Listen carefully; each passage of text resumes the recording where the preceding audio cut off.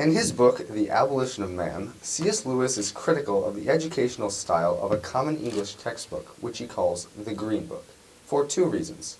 First, it is supposed to teach grammar and writing, but it teaches the author's own unrelated philosophy of knowledge instead. Second, it does not teach from within what Lewis refers to as the Tao, or what was more commonly known as the natural law, which, as the book of Jeremiah claims, is God's law written on men's hearts. Instead, the Green Book teaches the author's own opinions and even tries to debunk the Tao. Lewis is also critical of certain words used in the Green Book to describe particular aspects of reality. For example, the Green Book, two tourists observe a waterfall and call it sublime and pretty.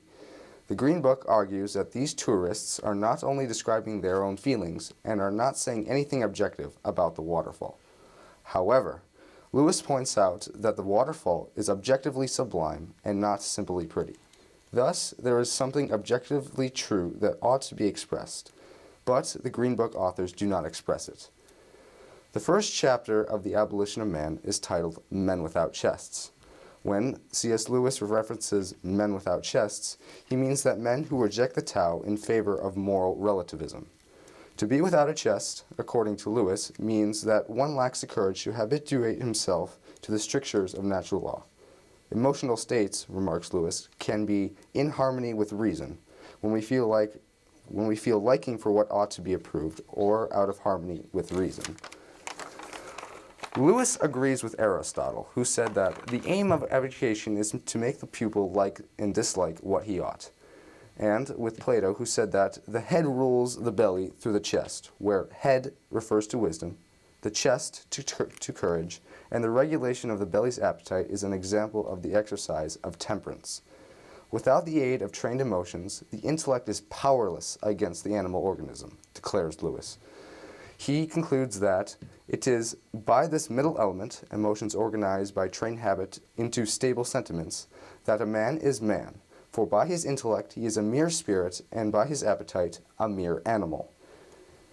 In the second chapter, entitled The Way, Lewis argues that the education of the Green Book helps create men without chests, because it does not teach ethics based on objective truth. Rather, it teaches moral relativism. Lewis declares, the practical result of education in the spirit of the Green Book must be the destruction of society which accepts it. He notes that, however subjective the authors of the Green Book are about some traditional values, they have shown by the very act of writing the book that there must be some other values about which they are not subjective at all.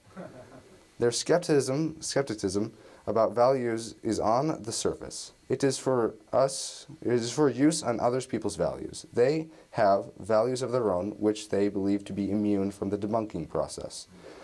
Lewis's conclusion is that the Tao is not one among a series of possible systems of value. It is the sole source of all value judgments. If it is rejected, all value is rejected. He further concludes, from within the Tao itself comes the only authority to modify the Tao. In the third chapter, entitled The Abolition of Man, Lewis links moral relativism to man's attempts to conquer nature.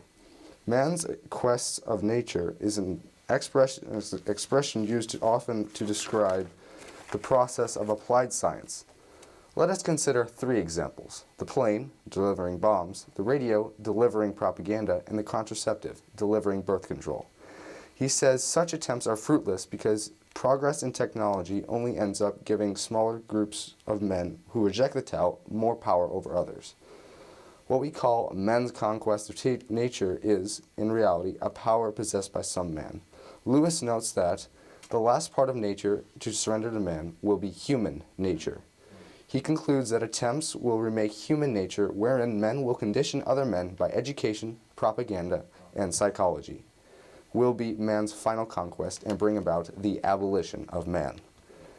The education and formation that takes place at St. Michael Academy is different than that inspired by the Green Book, because at St. Michael Academy, the Tao, or natural law, is recognized and taught. St. Michael teaches objective truth, while the Green Book does not. One of the main goals of St. Michael Academy is that it strives to make men with chests. Men and women with chests submit themselves to the natural law, the Tao, and pursue virtue as the highest good. The curriculum of classical Catholic schools like St. Michael Academy seek to address certain challenges of modern life. These include disbelief in God, the loss of the dignity of the human person, and the breakdown of the family, which is the foundation of society. By recognizing the Tao, which comes from God, in all aspects of their curriculum, classical Catholic schools equip their students to take on these primary problems and all the secondary issues that result from them, like depression, gender ideology, abortion, and so on. The main challenges that schools like St. Michael Academy face in countering the educational status quo relate to the public school monopoly. The contemporary version of the Green Book, which is the Common Core, and the general loss of faith among families. In order to reverse the educational status quo, communities need to be made aware of the impact of destructive philosophies that they value good and true philosophy. Faith and reason, rather than being treated as two separate fields, must be united for coherence in education to exist. Their separation, a product of the Enlightenment, is still a big problem today. So is the postmodern penchant to explode reason altogether, claiming that all of reality is socially constructed. Prayer, fasting, and evangelization will help. The fact that confusion, depression, and substance abuse by young people begin with their ignorance of the Tao should be recognized. Students need to be told that the Tao is itself a gift from a good God who gives us free will to choose good. Graduates of classical Catholic schools explain how their education has equipped them for life. Thanks to C.S. Lewis, society has been forewarned back in 1944 of the types of problems it is facing today. A big answer to those problems is Catholic classical schools.